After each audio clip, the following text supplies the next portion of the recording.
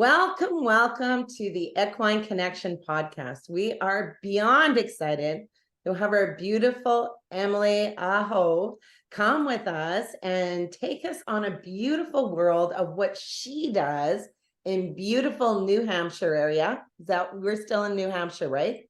Yes. Very good. Okay, just double confirming. We visited Emily a couple of times actually, and her and her hubby always, well, they surprise us in the most lovely ways. But the most incredible thing that Emily is going to be talking about today, not only is she certified as an equine assisted learning facilitator, but she's actually saved the Newfoundland ponies. And we're going to get into those beautiful little Newfoundland ponies because they're absolutely an incredible little equine being. They're tiny and yet they're so strong and they're so amazing. And of course, what Emily is doing, and I love this title of one of her programs, is Heal the Heroes. And, you know, you always have to recheck that because it's not heal the horses, it's heal the heroes. And it just feels so beautiful in one human body, doesn't it, Emily? So without further ado, we are going to bring on Emily, and she's going to tell us what she's doing, like what happened to lead her on this beautiful journey of saving the Newfoundland ponies and also becoming certified to help humans to be able to move forward. Welcome, Emily. Thank you for having me, Carrie. It's great to be here. It is. I love it. So tell us, a little bit about your journey. Sure. Well, gosh, it all kind of happened by accident. Little did I know I would be where I am today back in 2010 when I purchased my first Newfoundland pony kind of accidentally in 2008. I was looking for a companion for my old Clydesdale, and he needed a buddy. So I thought I'd buy this little pony filly. And I thought, well, you know, she'll be small and I don't really have to do much with her. It's a pony, you know, a great buddy for Bob, my horse. Little did I know where the pony trail, that pony would bring me down. So after I got her, I had no idea what I had. Someone said they're very rare. I was, okay. Looked them up online. There's nothing online. So it's a cute pony. So next thing I know was her sister came up for sale and she was a registered full-blooded. And so from the same person that I got the other one. And so I took a look at her and I purchased her because she was really cool. And she was old enough for me to ride and good size and all of that. And in that process, I met George. And that's another story. I met the love of my life through a pony. Oh, I love that. I love how the path just kind of connects the connection of living beings, right? Yes. And sometimes we go down the wrong path and then we turn around and we find another way. Sometimes they're rough paths, but we get back on the main one we need to be on. So anyways, found George, fell in love.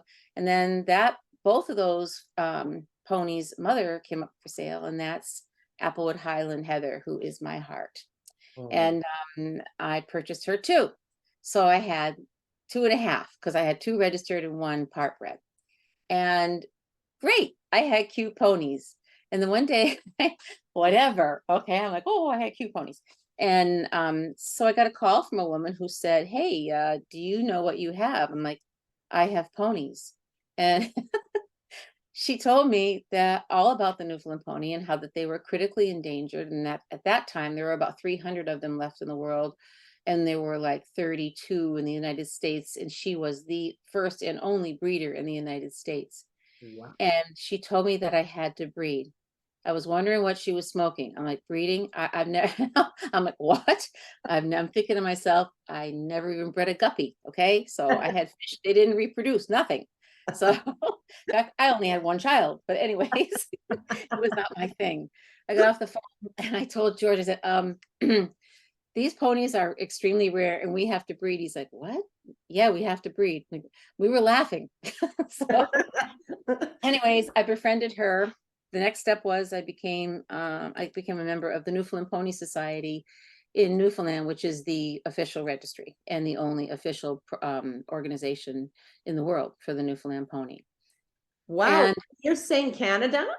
yeah, Oh, yeah. cool. Okay. Yeah, Newfoundland, Canada. So, and so there is no registry in the United States. We are not a registry. There is one, and it's so important that it be the mothership as the Yeah. registry. The Newfoundland pony is, a lot of people say it's a Canadian breed. I'm sorry, but it is not a Canadian breed.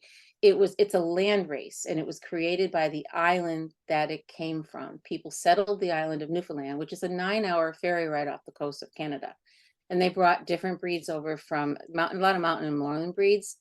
And they were in all different outports. They didn't fence them in, they fenced them out of the gardens. So the ponies interbred on their own. They foraged for food. The island is a giant rock with cliffs and beaches and really dense forest.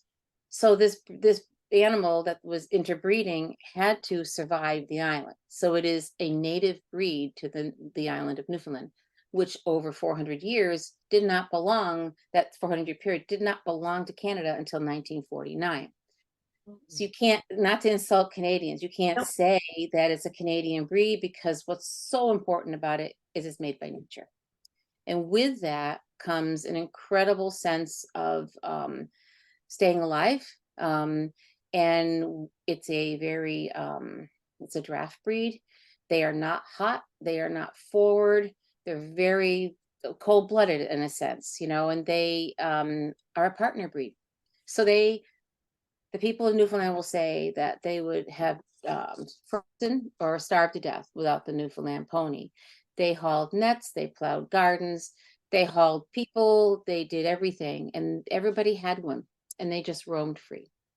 And that's what made them what they are. They don't spook. Well, you know, I mean, you've seen this. Like you guys are with us 3 times, believe it or not. Are you crazy? But Is it been three, 3 times? yeah. I mean, Wow, we love you. we love you guys Love too. you. Yes, I guess so.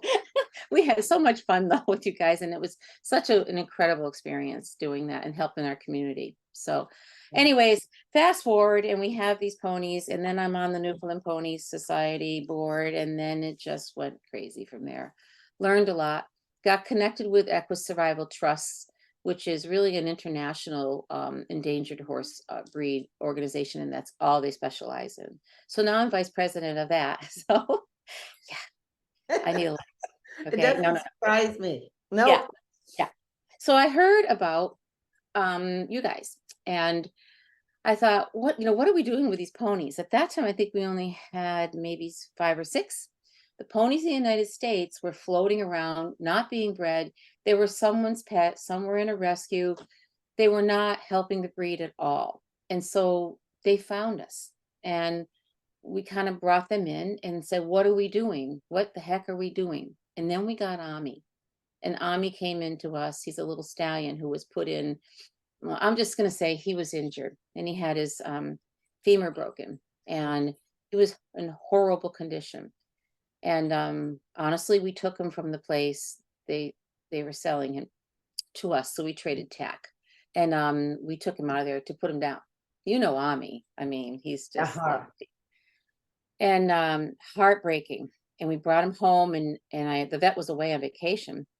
So I kept saying, we got to put him down, got to put him down. So she got a hold of us, and she came over, and she said, you know, he's young. He was 5.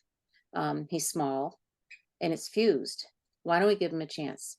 I have to tell you, he is 7 day. I mean, this year he's 17 years old. So Oh, yeah, I mean, I thought every day I look, why are we doing this? Why don't we just put him down? But what a brave heart, what a vision of inspiration, especially for people overcoming handicaps and pain in their lives and making the best of what they have on this earth. He was such a story. And so we decided, maybe we should do something. So we became a 501c3 nonprofit, and we started giving tours to people. And the ponies are they're like golden retrievers, man. They're so people oriented. And so many times we've had people say to us but we did a lot of events, we've been everywhere with them, and they would say, I'm scared of horses. I had a bad experience when I was younger, but I just want to touch your pony. Is that okay? And the ponies were always amiable and kind and not pushy. And I wanted to do more with them. And I heard about Equine Connection and said, what the heck? I'll invite them down and let's have one in the United States. You guys were not here then. Nope. So people were asking me what it was. I'm like, I have no idea, but I think it's going to be great. I love when people spend and invest in themselves all of this money. And it's like people ask, what is it? Well, I don't really know, but I know it's going to be good. It's going to be good. So, yeah. So I did it, and it was mind blowing. And I had 2 ponies. I remember when Misty and Storm Misty, who was afraid of everybody, we got her out of the rescue, and she was not connecting with anybody. She was really afraid of people. And she was banging the gate. I'm like, she's not going to be able to do this. And you said, let's give her a chance. Let's see. Because she wanted to come out with the people. And I mean, tears. I mean, just to see her. And she was working with a young lady who had some addiction problems and who was fearful. And Misty's specialty is people who are fearful. Because the first thing she does is mirror back what's going on. You're fearful. I'm fearful. I'm not going to work with you. And you worked with me and her, and we got that to happen. And I just, to this day, can't believe the results. And then there was Storm. I know Storm was indifferent. Another one from rescue, indifferent, whatever. People, yeah, I'm here, take me for a walk, I don't care. She was remember, it was like 110 degrees that first time in the shade. It was Yes. Too hot, too hot. And we had women put together that were like fire and gasoline. They weren't, I mean, just not good. And they were all hot, and they were all bosses. They were all leaders. And Storm said, screw this, I'm out of here. They were all bickering. Yep. And she left.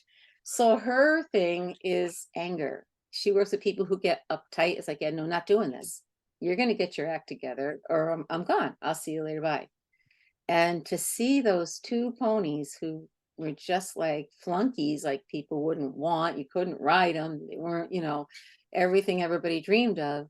They're my best EAL ponies. They were our best. Absolutely our best. The diamonds in the rough, it's just like, I mean, all living beings has such purpose, and they're so unique and gifted in their own ways. And it's so beautiful when we can find those pieces that they have their own gifts. Yes. And so it just grew from there. I mean, more ponies, we brought them here, we brought them there, more interviews all over the place, TV, a little documentary. It just grew and grew and grew and grew.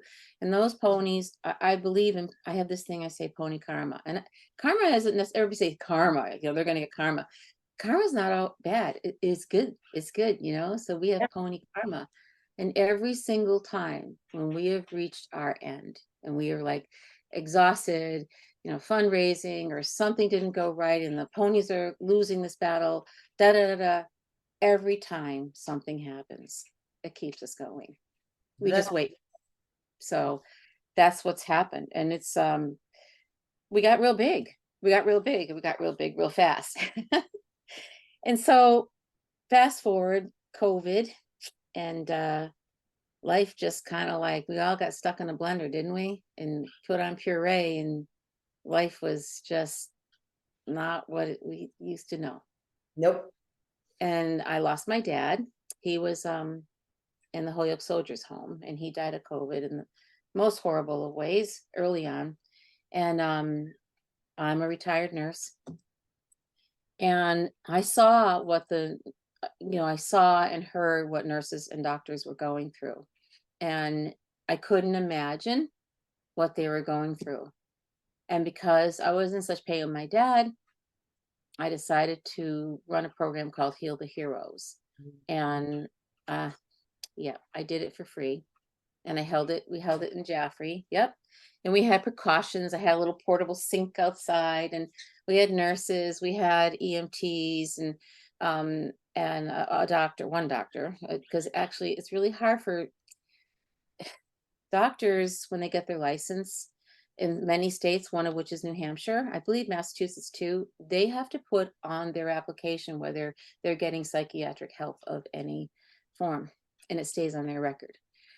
So as you can imagine, they don't go get help. Oh, I see. That's a really a conundrum, bad sitch, not right, really, because that should not be a check mark against the human being. That should be a positive check mark that always needing to move forward as I'm dealing with well, but Yeah. doctors and nurses and all of our frontline workers, like these are huge pressure pieces that are coming to them, and they still have to be able to release. So that's really shocking that, well, you know what, Emily, nothing shocks me in the world anymore. So, okay, let's just go on.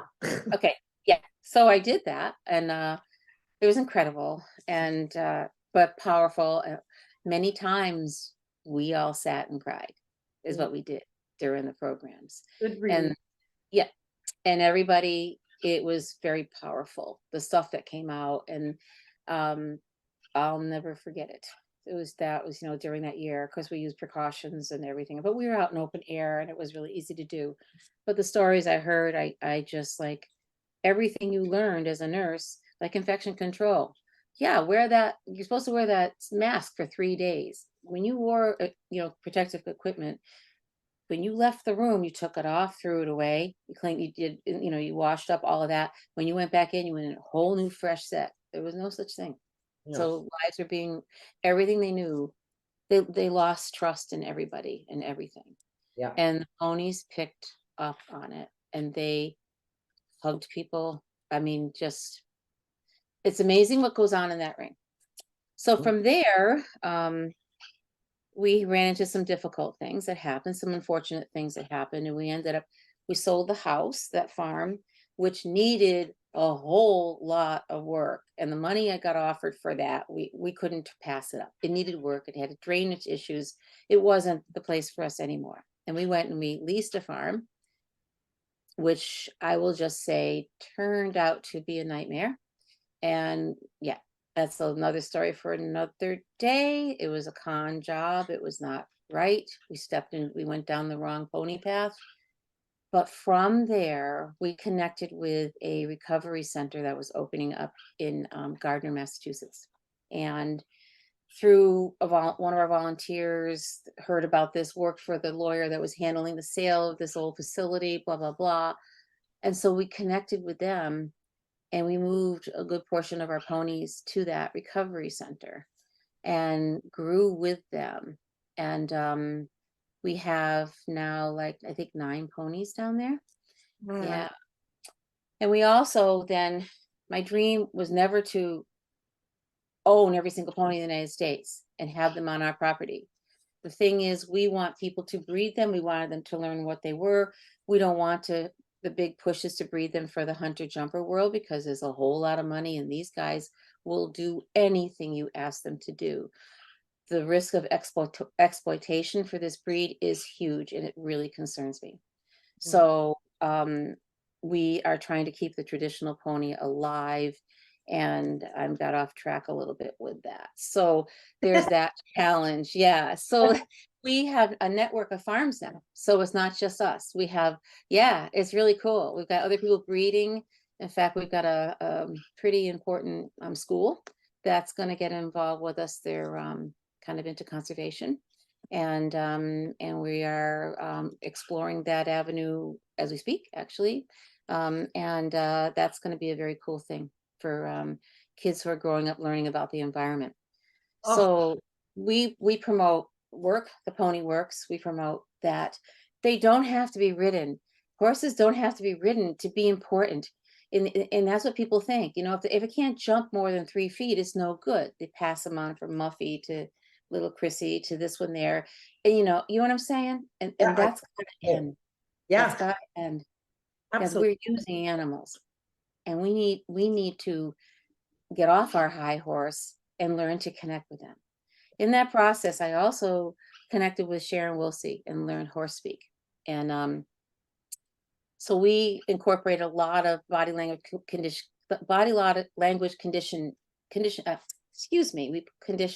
Let me start again. We do horse speak. Sorry, it's early. Okay, no tea. I'm not there yet. So we do a whole lot of teaching about body language, which you do anyways in EAL. But it's And morning. yes, and Way so more. yep, so we've been throwing that in for a while. Good. And I have to tell you that the people with recovery who are going through recovery are some of the most amazing people I've ever met in my life. Right? Really incredible people who are addiction is destroying them. And but the animals bring out who they are. So I have to tell you, one of my first groups, there was a young man. I would start inside with, we had like pony school starting. There's a residential farm home, a home on the property for men, and there's other different components of other community programs on the property. And when I first started out, I was teaching about the ponies and this and that, and I taught about how to relax your body and how to get to zero before you approach them and how that connects to them, blah, blah, blah. And there was a young man there and he was listening. And the second time that I taught afterwards, he pulled me aside. When everybody was gone, and he said, I have to tell you, never in my life have I ever been able to feel calm inside. My whole life, I've had this knot and anxiety in my stomach. And he said, this is the first time ever I've been able to control this. He said, and that is why I turned to drugs and alcohol. And he goes, this has been life changing. I was like, wow, It just I that. know, I hear you, because even for us who are working with recovery organizations as well, that's the biggest thing that they always talk about. They cannot believe that they were present, lived in a moment, and didn't think of any kind of other anxiety known to mankind. They were there. And wow, is that a gift to them to give themselves a break, you know? No, it's And the pony, and the animals don't, the horses and ponies, whatever, they don't treat them, they don't say, well, he's an alcoholic or he's a drug oh, addict, you know what, they don't have that. They're no, just, this is a human being in front of me. And exactly. yes, huh, absolutely. And so, and I have seen things in there that have just brought tears to my eyes as well. I had a person who had a panic attack earlier in the day and thought that the pony was going to pick up on it and wouldn't like this person and blah blah blah. And the pony was walking along with this person, and yeah, this person was really uptight, and he walked away and he went over to the end of the ring. So I went over and I got him, and I brought him back, and she and I talked, and he came back and he was different. And she had calmed herself down by that point and took the lead. Before they went off, he hugged her. He absolutely wrapped himself around her and hugged her. Yep. So that was like, there goes the mascara. You know what I'm saying? It was Totally. like, oh, just like, whoa. And he Yeah. led her through. He led her through. He knew, and he led her through the course. Yeah. And so many stories. Uh, So many. It's outrageous, and it's so beautiful how you married the two. So two real, and George would be a third, obviously, passion, but the two in even thinking of what's purposeful on earth to bring those Newfoundland ponies and helping them and saving them, and then helping the humans and saving them. But because you have the horses to be able to do so, the ponies to be able to do so, the objectively driven programs, and understanding how to move them forward so the humans can be their own self, be empowered to figure out everything, but it's because the ponies telling them to versus the human telling them to. So kudos to you guys. Like, I'm so proud and so excited that you have taken this like beyond what you could have ever dreamt about. I mean, who knew, right? Like, Yes. this is very, very exciting. Yes.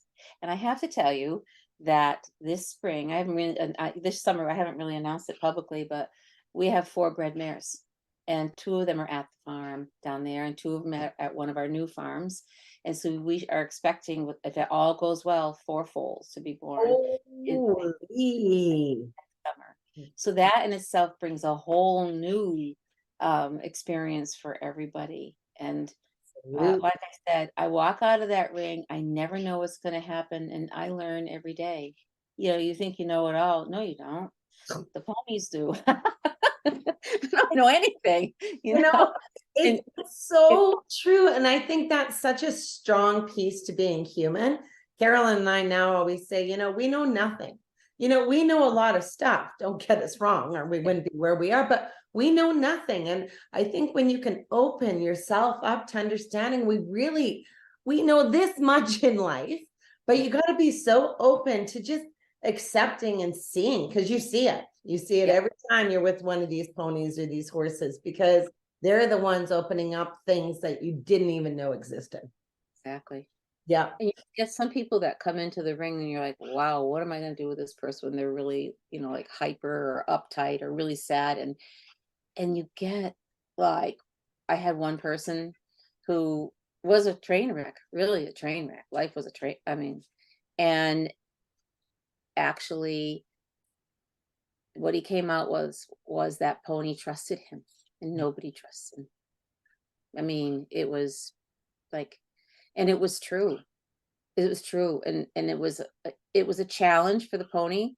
The pony trusted him. And Yeah. that was mind blowing for him. He just kept saying that. I can't believe, because of course I facilitated that, but he couldn't believe that's Oh, anybody trusted him. Mhm. I mean, seriously, we could go on for hours with all of these stories, Oh, because you're just so blown away that we are so blessed to be able to be a part of seeing these things evolve and transform right before our very eyes. And again, credit back to the ponies and to these magnificent horses who do it all, but understanding the horse's language and culture. Because if you don't have that, and you're using horses or using ponies, you can really be wrecking those moments. But before we do leave, I think people are going to want to find you, my dear. Where can you find you? And two sides, because you're with the Newfoundland Ponies, you're with Equine Assisted Learning in your own business. So can you tell the people how to find you in both ways, and your social media platforms and all that great stuff?